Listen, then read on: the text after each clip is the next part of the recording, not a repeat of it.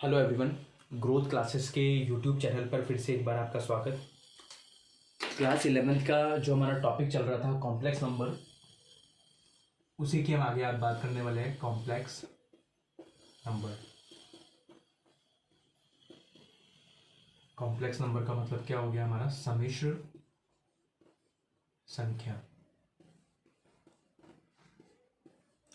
तो ये टॉपिक हमारा चल रहा था बहुत दिन से। आज हम इसका कुछ आगे इसमें पढ़ते हैं कि आगे इसमें क्या दे रखा है। बेसिकली कॉम्प्लेक्स नंबर में जो चीज़ें बेसिक डिस्कशन के बाद में हम कर चुके थे प्रीवियस वीडियो में, जो कॉम्प्लेक्स नंबर के वीडियोस डले हुए हैं उनमें हम ऑलरेडी बहुत सारी चीज़ें डिस्कस कर चुके हैं। आज का जो कॉम्प्लेक्स नंबर का हमारा टॉपिक रहने वाला है वो है पोलर रिप्रेजेंटेशन। पोलर रिप्रेजेंटेशन क्या है कि कॉम्प्लेक्स नंबर को कैसे आप पोलर फॉर्म में कन्वर्ट करोगे। पोलर फॉर्म क्या हो गया? ध्रुवीय रूप हम जिसको बोलते हैं। तो बेसिकली जो हमारा टॉपिक है वो क्या है कि कॉम्प्लेक्स, जो आपका कॉम्प्लेक्स नंबर में किसी भी नंबर को इसको ध्रुवीय रूप में किसी भी नंबर को आपको क्या करना है? कन्वर्ट करना है। तो जैसे हम बोल सकते हैं कि सम्मिश्र संख्या का क्या निकालना चाह रहे हैं हम? सम्मिश्र संख्या का ध्रुवीय रूप हम निकालना चाह रहे हैं। सम्मिश्र संख्या का क्या निकालना चाह रहे हैं? ध्रुवीय रूप। और ध्रुवीय रूप के लिए इसको हम क्या बोलते हैं कॉम्प्लेक्स नंबर के साथ में? Polar form of a complex number. Polar form, polar form of a complex number, जिसकी हम आज बात करने वाले हैं। तो देखो, ये हमारा जो टॉपिक है सम्मिश्र संख्या का ध्रुवीय रूप, इसमें हम आगे बात करते हैं कि कैसे आपको निकालना है। तो अब करना क्या है बेसिकली कि इस टाइप का कोई किसी भी टाइप का कोई क्वेश्चन मिलेगा तो बेसिकली कोई भी अगर आपके टर्म है, जैसे टर्म हमारे पास क्या होती है, जो कॉम्प्लेक्स नंबर हमारा होता है उसको हम कैसे रिप्रेजेंट करते हैं? z is equal to a plus iota में क्या होता है हमारा? b होता है, जहाँ पे ए और बी आपके क्या होते हैं? नंबर्स होते हैं। और इसका जब आपको पोलर फॉर्म लिखना है, किसका? z का, तो इसका पोलर फॉर्म का जो फॉर्मूला है वो क्या है हमारा?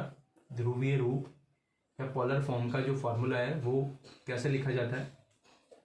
ध्रुवीय रूप हम इसका कैसे लेते हैं? r तो हम कॉमन में लिखा जाता है, इसका z is equal to a plus iota b का जो हमको लिखना है r तो हमको कॉमन में लिखना है। और यहाँ पे हम क्या लिखने वाले हैं? कोस थीटा, और प्लस में क्या यूज करते हैं? आयोटा के साथ में sine theta. Is that clear कि z is equal to a plus iota b है, पोलर फॉर्म या ध्रुवीय रूप लिखना है ए प्लस आइटा बी का। तो आप क्या करोगे? r इज इक्वल टू क्या लिखोगे? कोस थीटा, और प्लस में क्या लिखोगे आप? Iota sine theta. Is that clear? अब मैं चाह रहा हूँ कि थोड़ा सा आपको इस चीज़ की नॉलेज हो कि एक्चुअल में बना कैसा है। तो देखो, इसको बनाने का हम ट्राई करते हैं। कैसे ट्राई करोगे कि नंबर्स जो दे रखे हैं z इज इक्वल टू क्या है हमारे पास? a plus iota b. अब ऐसा बहुत बार मैंने 3-4 बार ऑलमोस्ट ये डायग्राम बना दिया, फिर से एक बार आपके लिए बनाता हूं मैं कि डायग्राम जो बेसिकली है, डायग्राम हमारा क्या है कि इस टाइप का जो एक्सिस हम बनाते हैं हमेशा, एक तो हमारा कौन सा होता है? रियल एक्सिस होता है, और एक हमारा कौन सा होता है? इमेजिनरी एक्सिस होता है।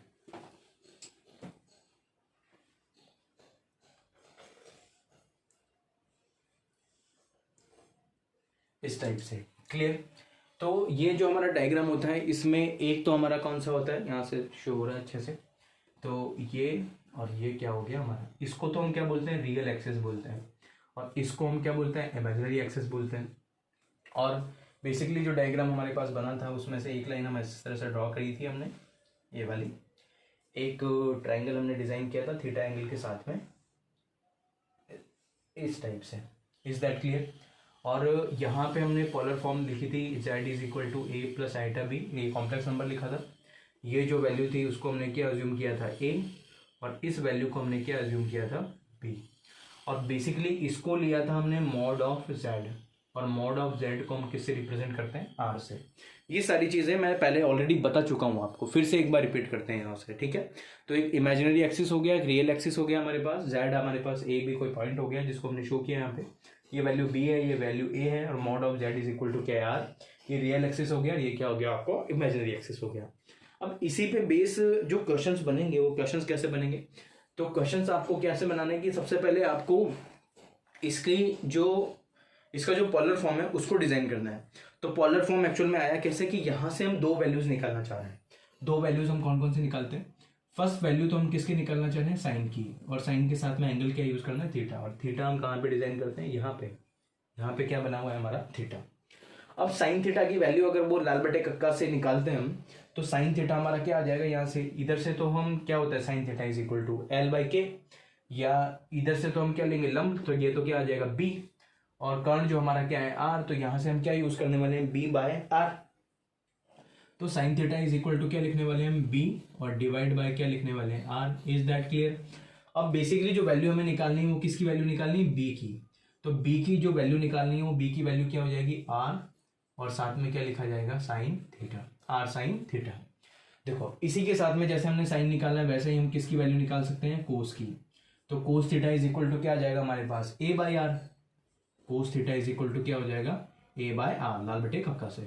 और यहां से जब ए की वैल्यू हम निकालना चाह रहे हैं तो ए की वैल्यू क्या आ जाएगी हमारे पास आर, आर के साथ में क्या आ जाएगा r cos theta. Is that clear कि जो टर्म्स हमारे पास ए और बी के फॉर्मेट में दे रखी थी वो अब हमको उसको जेड करना है। तो जेड जो हमारा था वो जेड जो हम लिख रहे थे जेड इज इक्वल टू हमारा क्या लिखा जा रहा था ए और क्या था हमारे पास बी। अब ए और बी की वैल्यूज आ गई तो बेसिकली हम उन्हीं वैल्यूज को लिख देंगे। तो ब्रैकेट में हम कैसे लिखने वाले हैं आर कोस थीटा और साथ में क्या लिखने वाले हैं r sine theta. Is that clear कि z की वैल्यू ए बी के फॉर्मेट में लिखनी है तो आर कोस थीटा और किसकी वैल्यू लिखनी है हमने आर साइन थीटा की। अब बेसिकली इस तरह से वैल्यू लिखनी है हमको z का फॉर्मेट। कॉम्प्लेक्स नंबर में तो ये होता है, तो कॉम्प्लेक्स नंबर में जब आप इसको लिखोगे तो z इज इक्वल टू क्या लिखोगे ए प्लस आइटा बी। तो a की वैल्यू जो है वो तो क्या है आपकी आर कोस थीटा और प्लस में हम किसको यूज करने वाले हैं आयोटा को और साथ में क्या लिखने वाले हैं r sine theta. Is that clear कि आर कोस थीटा लिखा और साथ में क्या लिख लिया आर साइन थीटा। लेकिन इसको थोड़ा सा और अगर सिंप्लीफाई करके हम लिखने की कोशिश करें, सिंप्लीफाई कैसे कि आर को हम यहाँ से कॉमन ले सकते हैं। तो z इज इक्वल टू क्या लिख सकते हो आप आर, तो हम यहाँ पे कॉमन लेते हैं और कॉमन लेने के साथ ही ये इक्वेशन जो बनेगी वो क्या बन जाएगी कोस थीटा प्लस में क्या आ जाएगा आइटा साइन थीटा। तो ये आपका जो क्या है ये पॉलर फॉर्म हो गई। किसकी पॉलर फॉर्म हो गई कॉम्प्लेक्स नंबर की क्या हो गई ये पॉलर फॉर्म हो गई।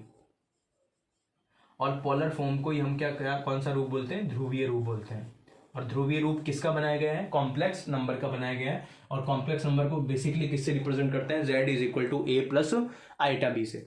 इज दैट क्लियर कि आपको क्लियर हो गया होगा कि ये फॉर्मूला एक्चुअल में बना कैसे है। इज दैट क्लियर बिल्कुल यहाँ से आपका क्लियर हो जाना चाहिए कि ये बना कैसे है। अब आपको बेसिकली इस पे बेस में एक क्वेश्चन की आपको बात करता हूं तो उससे आपको सारा आइडिया लग जाएगा कि क्वेश्चन किस टाइप से आएगा और कैसे आपको उसको अटेम्प्ट करना है। इज दैट क्लियर यहाँ से कोई डाउट होना नहीं चाहिए। फाइनल आंसर आपको याद रखना है, ये सारी चीजें सिर्फ आपकी नॉलेज के लिए है। तो आर कोस थीटा प्लस में क्या लिखना है आपको आइटा साइन थीटा। ओके अब एक क्वेश्चन की हम बात कर लेते हैं, उस क्वेश्चन से आपको ऑलमोस्ट सारा आइडिया लग जाएगा। देखो क्वेश्चन कुछ अच्छा सा क्वेश्चन लेते हैं जिसमें अच्छी सी कोई वैल्यू निकली हमारे लिए। तो क्वेश्चन हम क्या ले सकते हैं जैसे z इज इक्वल टू लेते हैं 1 माइनस रूट 3 आयोटा।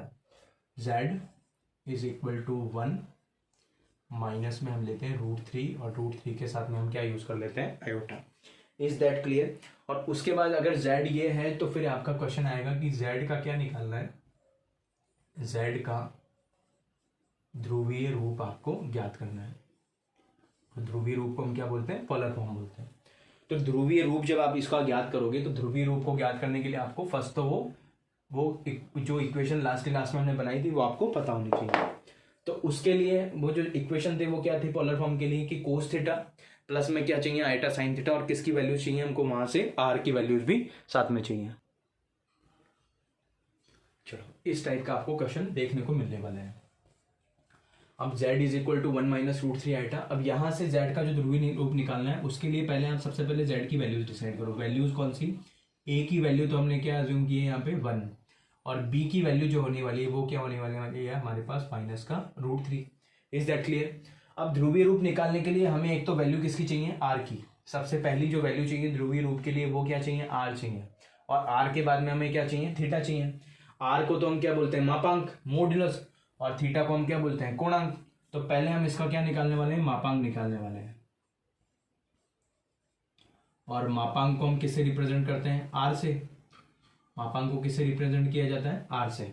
अब r फाइंड करने का जो फार्मूला था वो क्या था, फार्मूला मैंने आपको बता रखा है पहले ही फर्स्ट वीडियो में। a स्क्वायर प्लस में क्या होता है आपका b स्क्वायर और a square plus b square की जब वैल्यूज निकालोगे तो a का स्क्वायर तो 1 का स्क्वायर तो क्या होता है 1।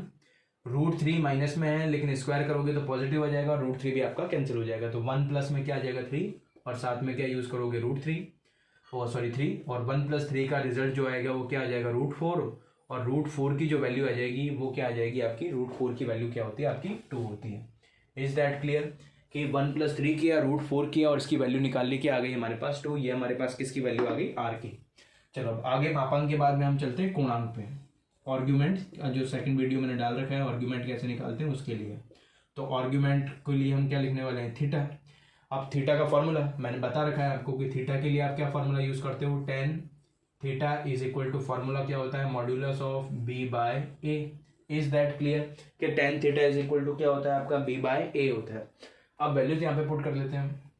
तो वैल्यूज जैसे ही हम पुट करेंगे, b की वैल्यू तो क्या है हमारी √3 नेगेटिव साइन के साथ में, और डिवाइड बाय क्या यूज करोगे 1, माइनस में √3 और डिवाइड बाय क्या यूज करने वाले हो आप 1 यूज करने वाले हो। अच्छा मॉड्यूलस से तो नेगेटिव आपका किस में कन्वर्ट हो जाएगा, पॉजिटिव में, तो ओनली ये क्या रह जाएगा आपके पास √3 रह जाएगा। और √3 10 के टेबल में √3 आपको क्या कहाँ पे मिलेगा, tan π/3 पे मिलेगा। तो ये tan 60 पे, और 60 को हम क्या लिखने वाले हैं, tan π/3 लिखने वाले हैं। इज दैट क्लियर, tan क्या हो जाएगा आपके पास π/3 हो जाएगा। लेकिन अब सबसे इंपॉर्टेंट चीज क्या है कि यहाँ पे जो नंबर चल रहे हैं वो एक नंबर तो आपका फर्स्ट नंबर पॉजिटिव है और सेकंड नंबर आपका क्या है नेगेटिव है। और जब आपको स्टार्टिंग में जब ये टेबल बनाए, ये सब कुछ हमने पढ़ाया था, तो इस टाइप का जो एक्स एक्सिस वगैरह बनाते हैं हमको पता है कि ये दोनों आपके क्या होते हैं, पॉजिटिव होते हैं।